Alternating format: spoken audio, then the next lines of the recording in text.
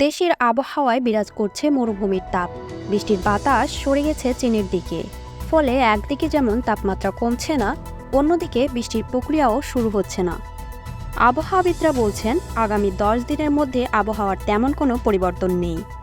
মে মাসের প্রথম সপ্তাহে ঝড় বৃষ্টির সম্ভাবনা থাকলেও স্থায়ী স্বস্তি পাওয়ার কোনো আভাস নেই।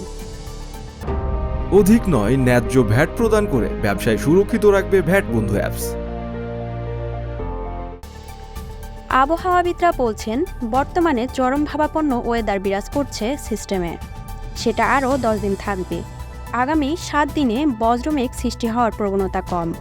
মে মাসের 3 তারিখ পর্যন্ত বৃষ্টির সম্ভাবনাও কম। ওই মাসের প্রথম সপ্তাহে সামান্য বৃষ্টিপাত হতে পারে, তবে পুরো মাসে ভারী বৃষ্টিপাতের আভাস নেই।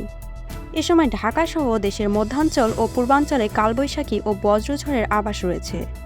টানা বা স্থায়ী বৃষ্টিপাতের কোনো সম্ভাবনা না থাকলেও তাপমাত্রা কিছুটা কমতে পারে বলে জানিয়েছেন আবহাওয়াবিদ মোহাম্মদ ওমর ফারুক।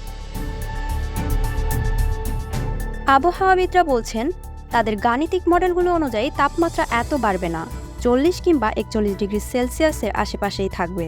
মে মাসের প্রথম সপ্তাহের মাঝামাঝি পর্যন্ত এটা বলা যায়।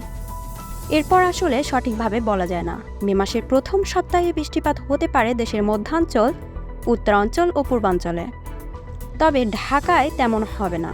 এখন জলীয় বাষ্পের পরিমাণ বাতাসে বেড়েছে, এতে তাপমাত্রা অতি তীব্র না হলেও গরম অনুভূতি বাড়বে বলে জানিয়েছেন আবহাওয়াবিদ মোহাম্মদ বজলুর রশিদ। তিনি বলেন স্বল্প সময়ের জন্য স্বস্তিদায়ক বৃষ্টি মে মাসে পাওয়া যাবে। আবহাওয়াবিদ ডক্টর মোহাম্মদ আবুল কালাম মল্লিক বলেছেন মে মাস হচ্ছে উষ্ণতম মাস। আমাদের দেশে 1972 সালে রাজশাহীতে দেশের সর্বোচ্চ তাপমাত্রা রেকর্ড করা হয়েছে 45.1 ডিগ্রি সেলসিয়াস। সেটা মে মাসেই। মে মাসে 3 থেকে 4টি তাপপ্রবাহ থাকে। এক্ষেত্রে টানা বৃষ্টি বা ভারী বৃষ্টিপাতের কোনো সম্ভাবনা নেই। অনেকেই বলছেন তাপমাত্রা বেশি বা গড় তাপমাত্রা বেশি, এই কথাটা মোটেই ঠিক নয়। গড় তাপমাত্রাও বাড়েনি। এপ্রিলের 23 তারিখ পর্যন্ত গড় তাপমাত্রা 36.2 ডিগ্রি সেলসিয়াস। কাজেই বাড়ল কোথায়? তাপমাত্রা এখন স্বাভাবিকের চেয়ে 2 থেকে 7 ডিগ্রি সেলসিয়াস বেশি আছে। চরম ভাবাপন্ন আবহাওয়ায় তাপমাত্রা 2 থেকে 7 ডিগ্রি সেলসিয়াস বেশি থাকে। তাপমাত্রার গড় হিসেব করা হয় 30 বছরে। কাজেই 30 বছরের গড় তো বাড়েনি। এছাড়া গড় কখনো সঠিক পরিসংখ্যান দেয়ও না। 2014 সালের পর থেকে গরম অনুভূত হচ্ছে বেশি।